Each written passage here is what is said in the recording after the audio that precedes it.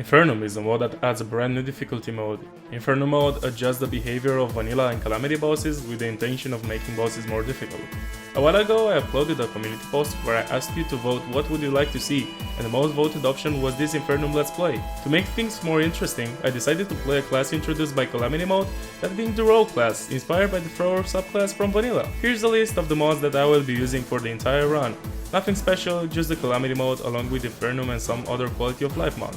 That being said, let's jump into the Infernum mod, shall we?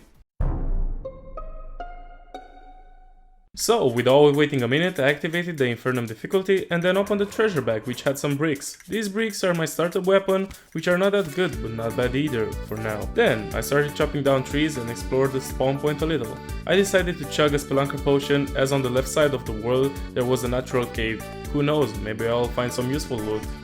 Deeper in that cave, I found a life crystal and a lot of ores. I eventually got to a dead end, so I had to dig my way down.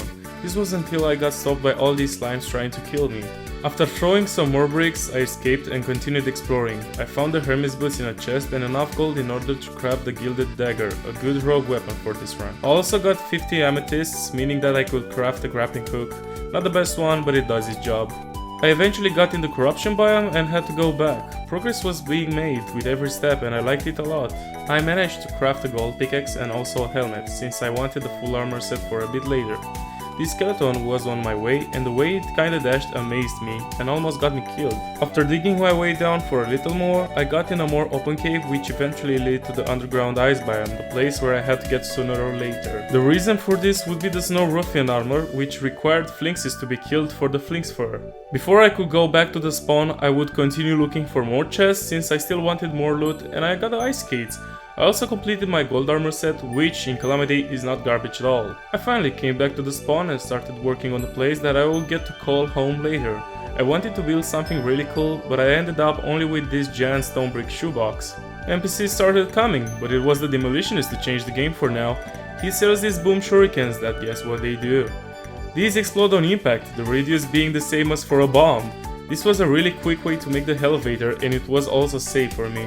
As I was getting closer to the underworld, I managed to get some obsidian and then decided to take a swim in lava, but I didn't have the obsidian skin potion, so yeah, this was my first death of many. As I was taking a peek around this cave, I managed to get a Scuttler's Jewel, an accessory that is on my list for this stage. I also found a Drayden base, which had a chest with platings and circuits in it, along with some life force potion, and a spider nest, which had one life crystal in it. Back to my base, I wanted to craft the crystalline, but had no wolfram.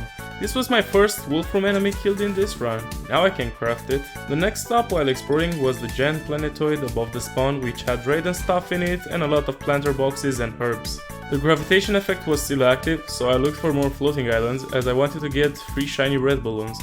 The moon was rising and I had nothing else to do, so I started placing some platforms in order to make an arena. This arena will be a really big one since it will be used in order to defeat some of the hardest bosses. But before we get there, we have to start with some basics, right? The first boss that I will attempt in this run will be the King Slime. At first, this seemed to be even easier than on Malice mode. Then the Ruby Jewel spawned and this guy was not messing at all. I eventually died and realized that I will have to prepare more for this fight. So the first thing would be to actually find at least one shiny red balloon. Then I would have to hunt down harpies for feathers. Another row would be needed for my arena, actually 2 rows.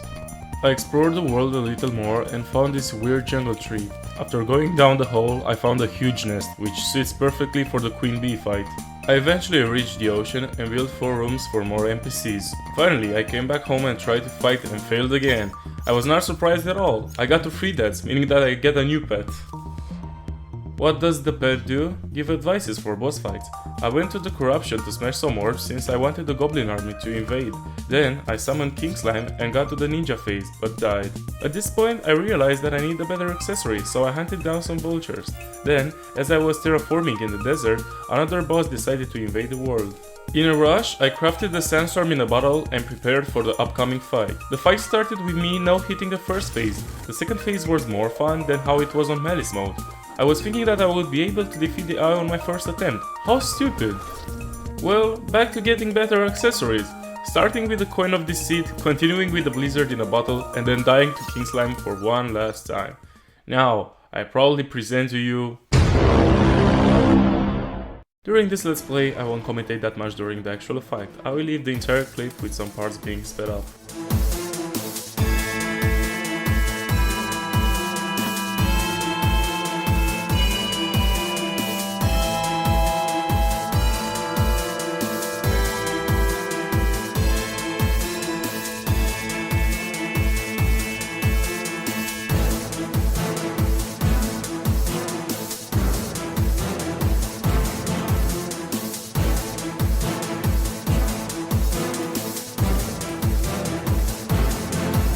There it is, the first boss defeated in this run. It was harder than expected.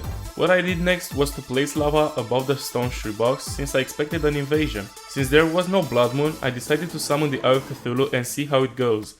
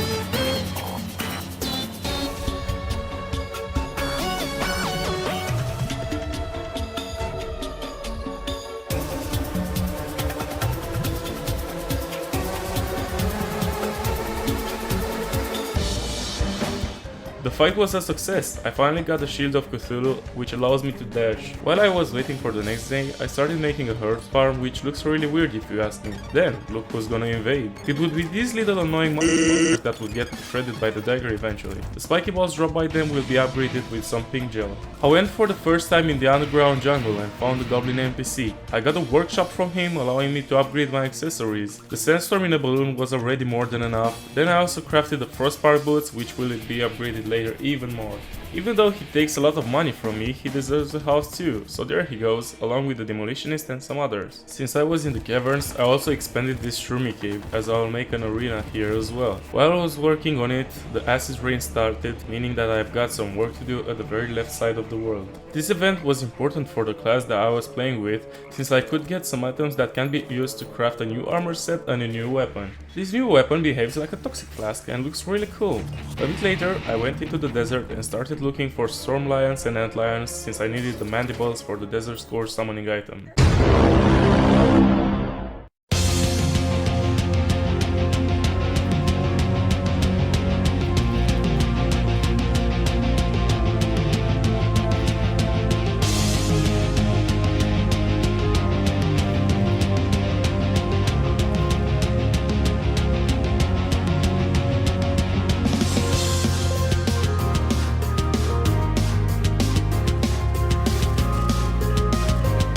This boss took me only 1 attempt. I got cocky again, so I went straight for Crabolon. However, first things first, the arena. Secondly, more bouncing spiky balls. Trust me, I didn't notice that I was running out of them. It was no surprise that I died, since what I had was garbage against Crabolon. Out of nowhere, the road dog came and he dropped the rogue accessory that I needed. The next thing I wanted to do would be to check the sunken sea, but on my way I found a place that appears to be the arena for the Great Time Shark from Hardmode. A few explosions later, I got to the sunken sea, which looks different now. Honestly, I prefer the old look of it. Since I was here, I got some prism shards and looked for the giant clam to get killed by it eventually. The Siphon Bomb was a cool rogue weapon that I wanted to use against Crabolon, but then I realized that the bouncing spiky balls are still better.